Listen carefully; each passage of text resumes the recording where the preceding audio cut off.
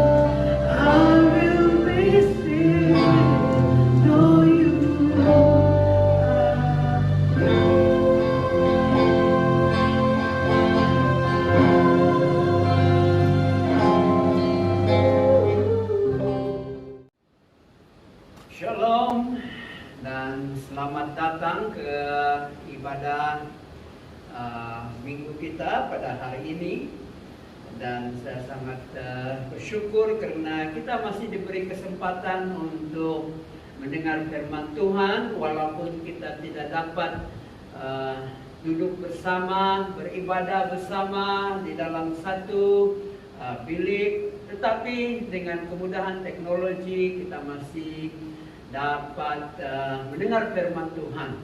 Dan kita bersyukur pada pagi ini, kesempatan ini. Haleluya.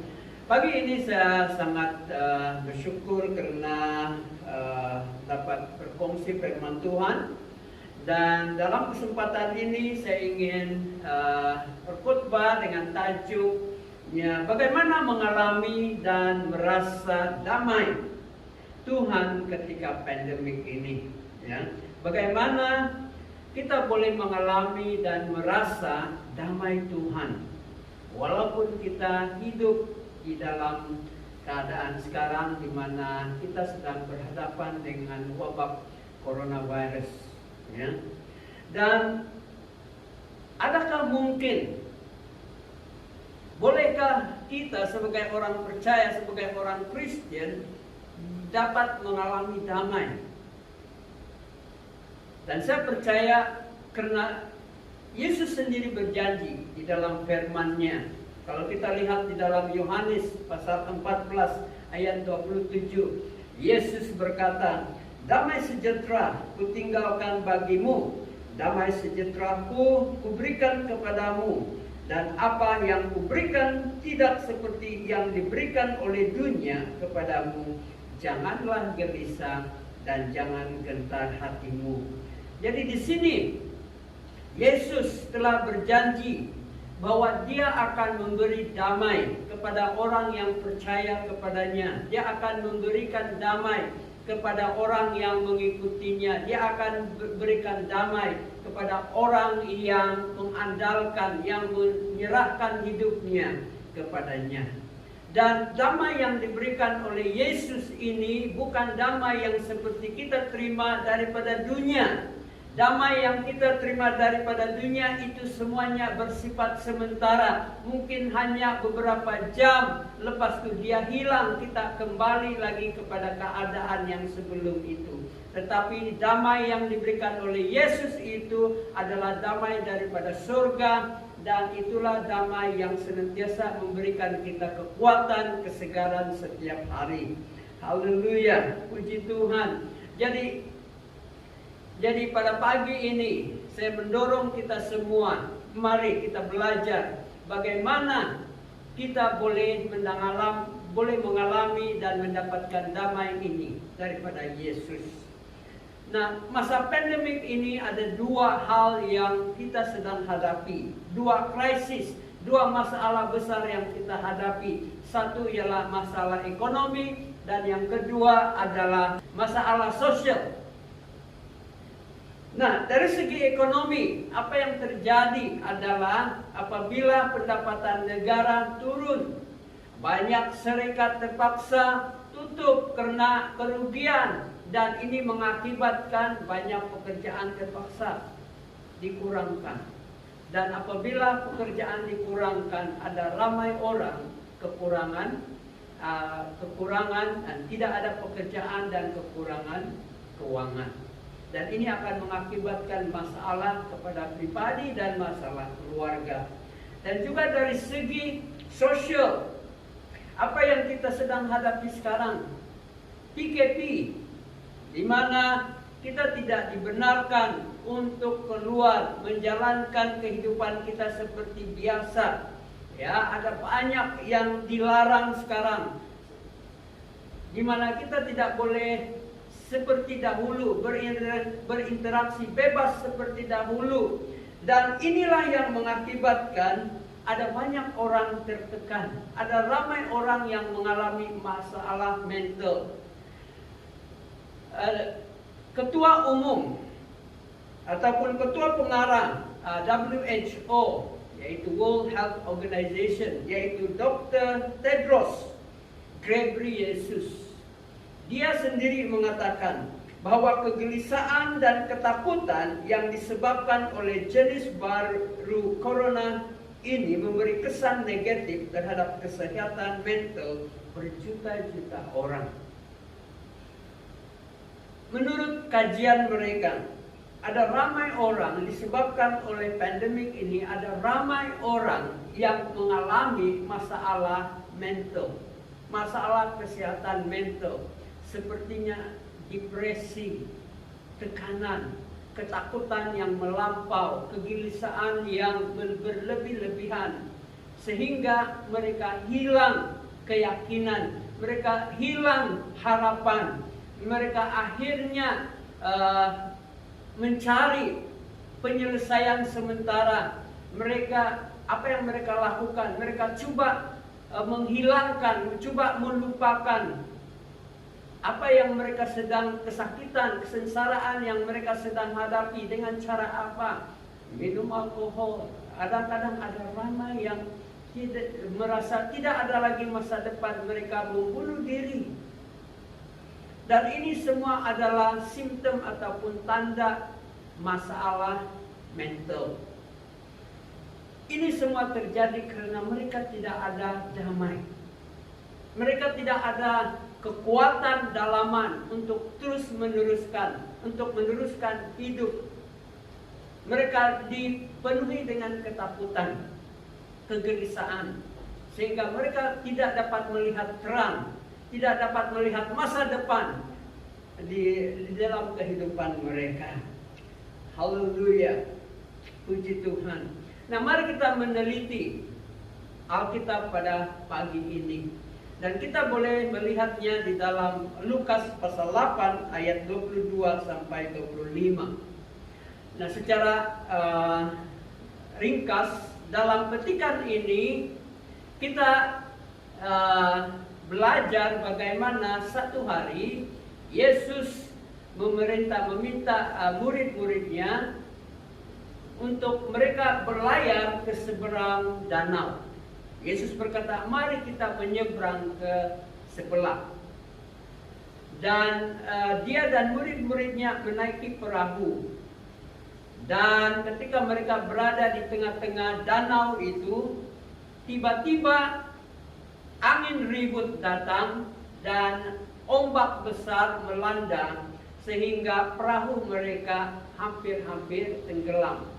Pada masa itu ketakutanlah murid-murid, tapi sedangkan Yesus ketika itu sedang tertidur. Dan mereka membangunkan guru-guru. Akhirnya Yesus berdiri dan dengan otoriti, dengan kuasa dia menghentikan angin ribut itu dan akhirnya ombak pun redahlah. Dan murid-muridnya keheranan, siapakah dia? Sehingga alam semula jadi pun menurut perintahnya. Dan Yesus menegur mereka, di manakah imanmu? Di manakah imanmu? Ya, mari kita perhatikan dalam ayat ke-23. Ayat 23 berkata, dan ketika mereka sedang berlayar, Yesus tertidur. Sekonyong-konyong turunlah taupan ke danau, sehingga perahu itu kemasukan air, dan mereka berada dalam bahaya.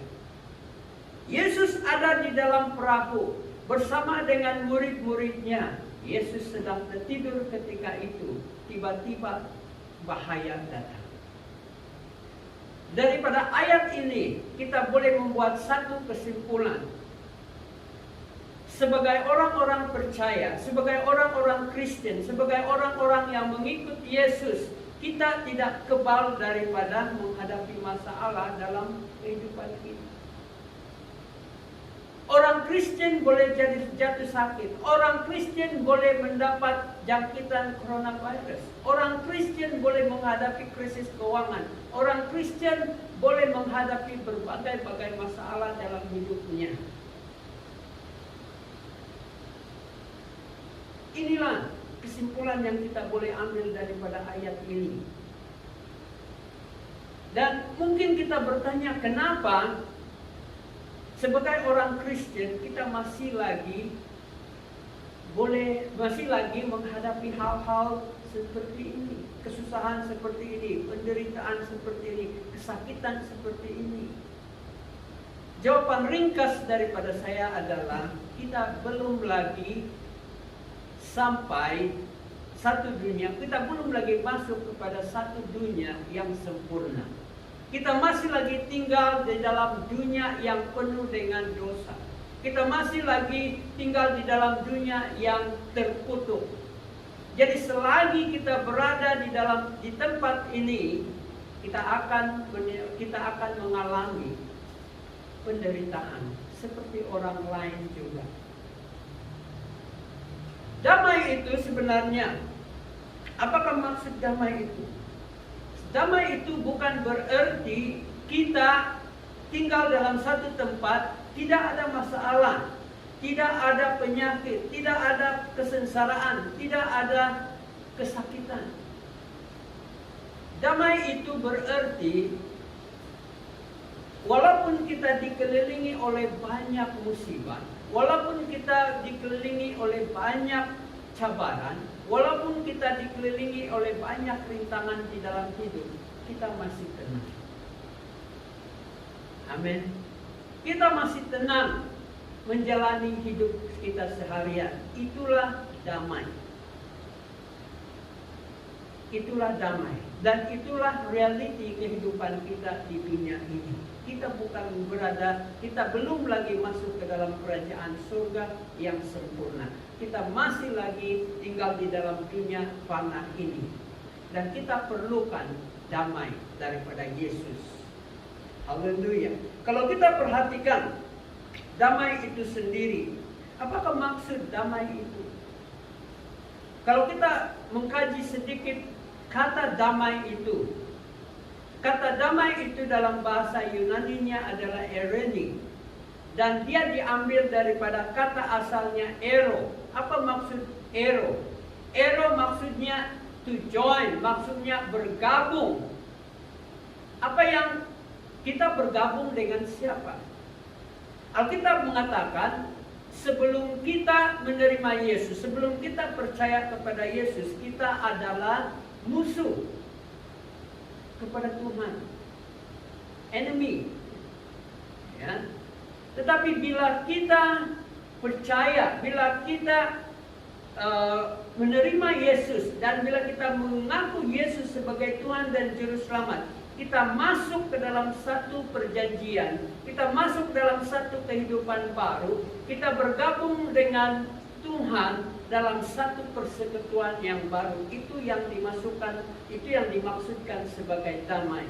Di mana kita bukan lagi bermusuhan, tetapi kita sudah berdamai, kita sudah didamaikan oleh Yesus, dan kita bukan lagi bermusuhan, tetapi kita adalah anak-anak Allah. Kita menjadi salah seorang daripada keluarga Kristus.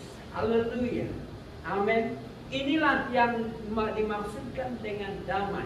Ero di sini, yaitu kita masuk ke dalam satu perjanjian, kita masuk ke dalam satu persekutuan, kita masuk dalam satu kehidupan baru bersama Allah melalui Yesus Kristus. Haleluya. Mari kita lihat, ada beberapa saranan yang saya ingin sampaikan pada pagi ini supaya kita memperolehi damai di dunia ini. Yang pertama, kita lihat di dalam ayat ke-22. Ayat 22, Yesus berkata, marilah kita bertolak ke seberang. Nah, bila Yesus berkata marilah, di akhir cerita ini kita tahu mereka selamat. Walaupun di pertengahan itu mereka menghadapi badai, tetapi akhirnya mereka selamat.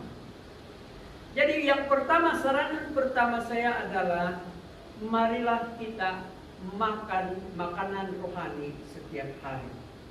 Makan firman Tuhan setiap masa. Mari kita jangan saja memberi makan kepada jasmani, tetapi jangan lupa memberi makan kepada rohani kita. Yesus pernah berkata ketika dia dicobai di padang gurun oleh si iblis. Iblis berkata, kalau engkau anak Allah, jadikan, tukarlah batu-batu ini menjadi roti. Tetapi Yesus menjawab, manusia hidup bukan dengan roti sahaja, tetapi dari setiap firman yang keluar daripada mulut Allah. Jadi dari sini kita boleh pelajari. Kita bukan saja perlukan makanan jasmani, kita perlu juga makanan rohani. Haleluya. Amin. Mungkin kita bertanya, bagaimana itu boleh? Bagaimana firman Allah boleh memberikan kita damai? Nah, di dalam Alkitab ada banyak ayat-ayat yang boleh mendorong, boleh menolong kita, memberi kekuatan kepada kita setiap hari. Contohnya, ketika kita merasa tiada masa depan, ya mungkin ada juga yang melihat sekarang wabah ini belum ada vaksinnya. Jadi mungkin tahun depan pun kita keadaan kita masih lagi susah. Tetapi bila kita membaca firman Tuhan di dalam Yeremia pasal 29 ayat 11, Allah berfirman, aku punya rancangan yang baik. Rancangan yang bukan mencelakakan, tetapi rancangan yang memberikan kebaikan untuk kamu semua. Jadi bila kita dengar firman ini, kita dikuatkan. Ini hanya sementara. Tuhan punya rancangan yang lebih baik dalam hidup kita. Dan ketika kita keterletihan, terutama frontliners kita, setiap hari mereka berdepan dengan virus ini, mereka berada di barisan hadapan kita, mereka letih, mereka banyak mengorbankan masa mereka. Dan ketika mereka keletihan, Alkitab berkata, marilah kepadaku, kamu yang letih lesu, dan aku akan memberikan kelegaan kepada kamu. Ini semua tertulis dalam firman Tuhan. Dan inilah yang memberikan kita kekuatan. Begitu juga ketika kita sakit. Firman Allah berkata, kalau ada di antara kamu yang sakit, panggillah para pemimpin di gereja, dan mereka akan menumpangkan tangan kepada kamu, mengurapi kamu dengan minyak, kamu akan disembuhkan. Janji daripada firman Tuhan. Begitu juga ketika kita tidak mampu, ketika kita rasa lemah, Alkitab berkata, di dalam Kristus segala perkara dapat kutanggung di dalam Kristus yang memberikan kemampuan, kekuatan kepadaku. Ada banyak firman Tuhan, ayat-ayat di dalam Alkitab yang boleh mendorong kita, boleh memberikan kita kekuatan, boleh memberikan kita pengharapan setiap hari. Ketika kita rasa kesunyian, ketika kita rasa kita bersendirian menghadapi kehidupan, firman Allah berkata, aku tidak sekali-sekali meninggalkan kamu, aku tidak sekali-sekali melupakan kamu, akulah penolong. Begitu juga ketika kita rasa bersalah karena kita berdosa atau kita melakukan sesuatu yang dilarang. Firman Allah berkata, jika kamu mengaku dosa kamu, Allah kita adalah adil dan setia. Dia akan mengampuni segala dosa dan kesalahan kita. Begitu juga ketika kita rasa kita kekurangan keuangan. Firman Allah berkata, Tuhan adalah gembalaku, aku tidak akan kekurangan. Pastinya akan ada mukjizat terjadi. Haleluya. Amin. Begitu juga ketika kita rasa usaha kita, rancangan kita tidak menjadi, apa yang kita lakukan semuanya sepertinya sia-sia. Tetapi firman Tuhan berkata, segala perkara akan mendatangkan kebaikan. Tuhan akan melakukan, Tuhan akan mengubah segala perkara, akan mendatangkan kebaikan kepada orang yang mengasihinya. Haleluya, dalam Roma 8 ayat 28. Jadi dari sini, bila kita ada firman Tuhan, kita akan dikuatkan, kita akan didorong, kita akan diberi pengharapan, kita akan diperbaharui di dalam kehidupan. Dan inilah yang memberikan kita kekuatan, damai sejahtera, pengharapan. Haleluya. Nah yang kedua adalah mari, selain daripada mendengar firman Tuhan, setiap hari, mari kita tetap percaya bahwa Tuhan Allah yang kita sembah itu adalah Tuhan Allah yang berkuasa dan berdaulat. Ya, mari kita berpegang dan percaya bahwa Tuhan Allah berkuasa, berdaulat dan penuh kasih. Kalau kita lihat di dalam ayat ke-24, di mana Yesus akhirnya dia berdiri, dia bangun dan berdiri, dan dia mengherdik ribut itu. Ribut itu berhenti dan ombak pun reda. Dia punya kuasa. Sehingga murid-muridnya heran, siapakah gerangannya orang ini sehingga ribut dan badai, ombak pun menurut perintahnya. Baru mereka melihat. Sebelum itu mereka hanya melihat Yesus sebagai seorang guru. Tetapi bila Yesus melakukan mukjizat ini, baru mereka sadar bahwa Yesus adalah Tuhan. Dia berkuasa ke atas alam semula jadi juga. Dan Ayub sadar akan kedaulatan Tuhan. Ketika dia hilang segala-galanya, termasuk anaknya, akhirnya dia mengatakan, dengan telanjang aku keluar dari kandungan ibuku, dengan telanjang juga aku akan kembali ke dalamnya. Tuhan yang memberi, Tuhan yang mengambil, terpujilah nama Tuhan. Haleluya.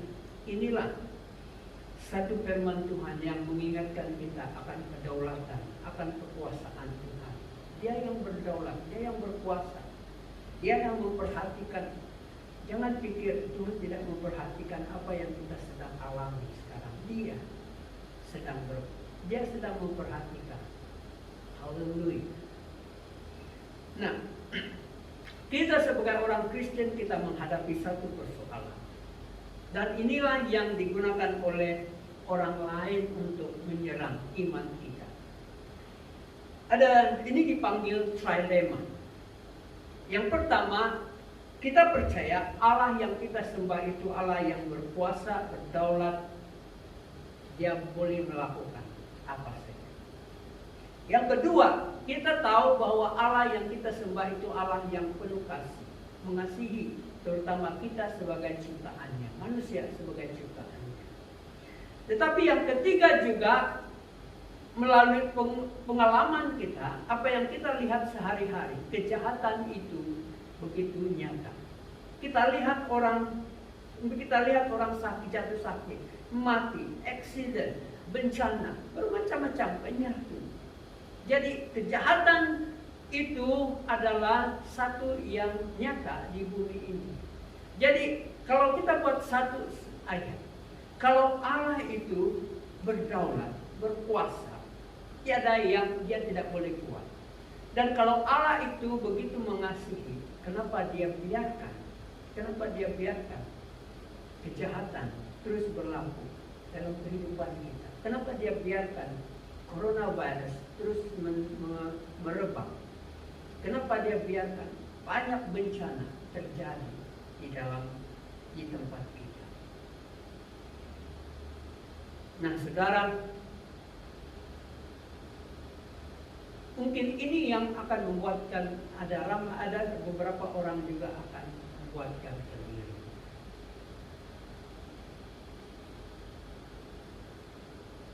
Tetapi saya ingin katakan di sini, ya, saya ingin katakan di sini, apa yang Tuhan lakukan itu adalah untuk kebaikan kita. Dia adalah Allah yang baik, dia adalah Allah yang mengasihi, dia adalah Allah yang maha mengetahui. Dia tahu apa yang dia buat. Dia tahu apa yang memuliakan namanya. Dia berkuasa untuk memberhenti. Dia boleh berkuasa untuk menghapuskan. Tetapi pada masa yang sama, dia juga boleh biarkan sesuatu itu berlaku untuk kemuliaan namanya dan untuk kebaikan kita. Haleluya. Jadi mari kita tetap berpegang kepada kebenaran ini. Bahwa walaupun tidak kira apa yang akan terjadi dalam hidup kita, kita percaya Dia memperhatikan kita. Dia juga berkuasa untuk melindungi kita, menjaga kita. Dan kalaupun Dia biarkan kita sengsara, walaupun Dia biarkan, mungkin kalau Dia biarkan kita mati, tetapi itu bukanlah pengakhiran.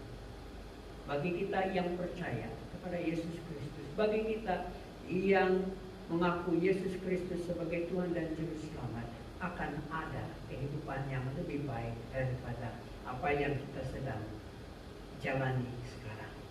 Haleluya. Dan inilah janji, inilah pengharapan yang selalu memberikan kekuatan, penghiburan kepada kita. Haleluya. Kalau kita perhatikan, kalau ada keluarga yang kematian, ahli keluarga, kita boleh melihat perbedaan orang-orang percaya, orang-orang yang beriman. Kadang-kadang perhatikan reaksi mereka. Walaupun mereka sedih, tetapi di sebalik kesedihan itu mereka ada kekuatan, mereka ada penghiburan. Karena apa? Mereka akan katakan, ini adalah perpisahan yang sementara. Satu hari nanti saya akan berjumpa dengan Dia lagi. Di mana? Bukan di sini, tetapi dalam kerajaan Allah. Dan itulah yang memberikan kita kekuatan. Itulah yang memberikan kita penghiburan. Itulah yang memberikan kita ketenangan, damai sejahtera. Haleluya. Dan yang ketiga, di dalam ayat ke-25, Yesus menegur murid-muridnya, di mana iman kamu? Ya, di mana iman kamu? Ya, Yesus bertanya, di manakah iman kamu? Iman mereka tidak hilang, tetapi iman mereka telah diganti, dikuasai oleh apa? Ketakutan mereka akan jatuh, mereka akan lemas, mereka akan mati. Iman mereka bukan hilang, iman mereka masih ada, tetapi sudah dikuasai oleh ketakutan. Itu sebabnya Yesus berkata, di mana iman kamu? Aku ada di sini, aku cuma tidur. Dan kamu sudah hilang iman. Kamu sudah hilang, sudah dikuasai oleh ketakutan. Dan di mana mereka lebih fokus kepada ribut, kepada ombak daripada Yesus yang ada di situ. Dan begitu juga dengan kehidupan kita seharian. Bila kita selalu melihat kepada data statistik, berapa ramai orang positif hari ini, berapa ramai orang mati hari ini, berapa ramai yang kena jangkit hari ini, kita akhirnya menjadi takut. Berapa ramai company yang tutup, dan berapa ramai jiran sebelah kita yang sudah kehilangan kerja dan tidak ada kerja, tidak pendapatan. Kita mulai risau, kita mulai takut. Tetapi yang ketiga ini, ganti ketakutan kita dengan iman. Haleluya. Belajar ganti ketakutan kita dengan iman. Di dalam kehidupan kita sebagai orang Kristen, kita mungkin belajar, ataupun kalau belum pernah kita mendengar, ada satu dipanggil teologi penggantian, replacement theology. Maksudnya di sini yang lama diganti dengan yang baru. Contohnya, perjanjian lama, dalam perjanjian lama keselamatan kita berdasarkan apa? Kepada hukum Taurat. Tetapi di dalam perjanjian baru, keselamatan kekal kita macam mana? Melalui iman kepada Yesus Kristus, dan itu adalah anugerah.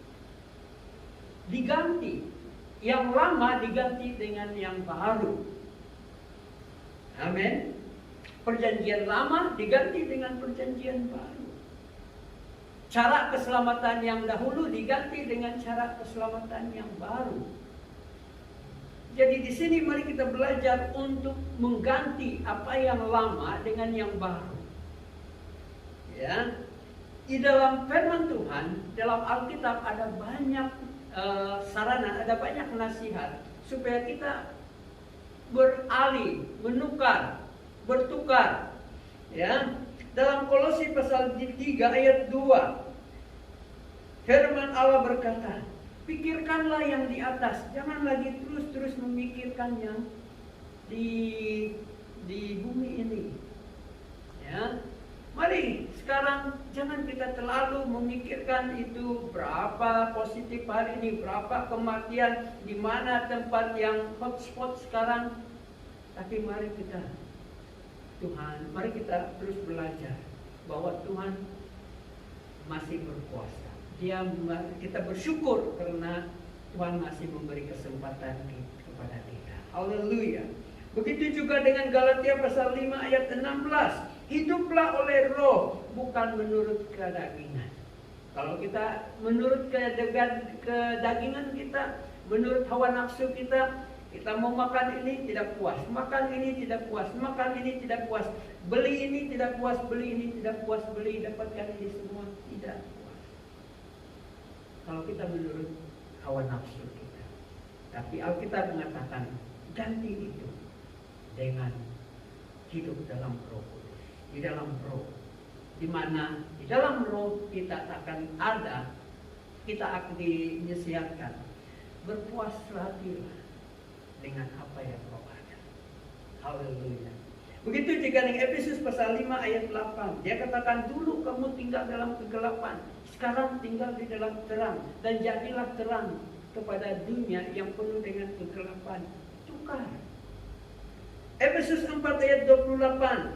Dulu kamu suka mencuri, sekarang berhenti dan bekerja dengan tanganmu sendiri. Jangan lagi menjadi beban kepada orang lain, tapi jadilah berkat. Tukar. Begitu juga dengan Yohanes pasal 5 ayat 14. Yesus berkata kepada orang yang baru disembuhkan, jangan lagi berdosa. Tinggalkan dosa. Kalau tidak, akan terjadi lebih buruk lagi kepada hidup. Jadi dari sini kita belajar. Kita diajar oleh firman Tuhan untuk berubah. Tukar. Ya. Jadi Yesus bila dia berkata kepada murid-muridnya, di mana imannya? Ya. Jadi dalam masa pandemik ini, dalam masa krisis ini, mari jangan biarkan ketakutan menguasai diri kita. Tapi biarlah iman kita yang tetap besar di dalam kehidupan kita. Kalau kita hari-hari hanya melihat kepada kesengsaraan, kesakitan di bumi ini, kita akan lupa akan kebaikan, kesetiaan Tuhan dalam hidup kita sehari-hari. Sehingga apa? Kita lupa mengucap syukur karena kita masih diberi kesempatan untuk menikmati hidup kita. Haleluya. Jadi mari tukar cara kita berpikir, tukar cara kita merasa, tukar cara kita menjalani kehidupan. Jadi secara kesimpulannya, ya, walaupun sekarang ini kita masih lagi berada, terutama kita yang di Sabah ini, terutama kita yang berada di dalam kawasan zon merah ini, di mana ada banyak risikonya, ya. Tapi kita belajar dari firman Tuhan hari ini, kita masih boleh memiliki damai. Kita masih boleh memiliki kekuatan. Kita masih boleh memperolehi ketenangan di tengah-tengah krisis, di tengah-tengah pandemi ini. Bagaimana? Firman Tuhan jadi makanan rohani. Yang kedua, mari kita tetap percaya bahwa Tuhan tidak membiarkan kita. Dia memperhatikan kita. Tidak kira apa yang kita sedang alami sekarang. Dia memperhatikan dan dia punya rencana yang baik untuk kebaikan kita. Haleluya. Dan yang ketiga, jangan kita terus-menerus memberi makan kepada perasaan takut. Tetapi biarlah penuhi pikiran kita, hati kita dengan kebaikan Tuhan. Mari belajar mengucap syukur atas setiap perkara yang kita nikmati setiap hari. Jangan penuhi dengan news, dengan berita-berita yang negatif. Tapi marilah kita melihat kebaikan Tuhan di sebalik semua ini. Haleluya. Jangan biarkan ketakutan menguasai, tetapi ganti ketakutan kita dengan iman. Haleluya. Dengan kebaikan Tuhan. Haleluya. Dan mungkin pada masa ini ada di antara kita yang sedang menghadapi cabaran dalam hidup kamu, dalam hidup kita, mungkin masalah keuangan, masalah kesehatan, masalah perhubungan, masalah keluarga, kanak-kanak, pekerjaan, pelajaran. Saya ingin berdoa supaya ketika ini Tuhan akan melawat kamu dan menjamah kamu dan memberikan kamu damai sejahtera daripada surga. Bapa di surga, di dalam nama Tuhan Yesus, saya serahkan anak-anakku yang sedang mendengar firman-Mu, yang sedang mendengar message ini pada pagi ini. Tuhan, saya berdoa, Engkau sendiri yang datang melawat mereka, jamah mereka, dan Tuhan berikan mereka kekuatan baru. Yang sakit Engkau sembuhkan di dalam nama Tuhan Yesus. Berikan kebebasan, berikan kelepasan, dan berikan mereka Tuhan kekuatan baru. Dan Tuhan, Engkau perbaharui Tuhan iman percaya mereka kepada Engkau. Dan Tuhan, saya berdoa dalam nama Tuhan Yesus agar mereka akan mengalami damai sejahtera. Mereka mengalami hadirat-Mu yang begitu kudus, yang begitu Tuhan, yang begitu memberikan sukacita damai yang mereka tidak pernah alami selama ini. Haleluya, terpujilah nama-Mu. Berkat-Mu Tuhan akan terus mencurah, akan terus dicurahkan di dalam kehidupan mereka. Mereka akan diberi kekuatan untuk berkemenangan dalam kehidupan mereka seharian. Terpujilah nama-Mu. Berkat-Mu Engkau curahkan, berkati mereka di dalam nama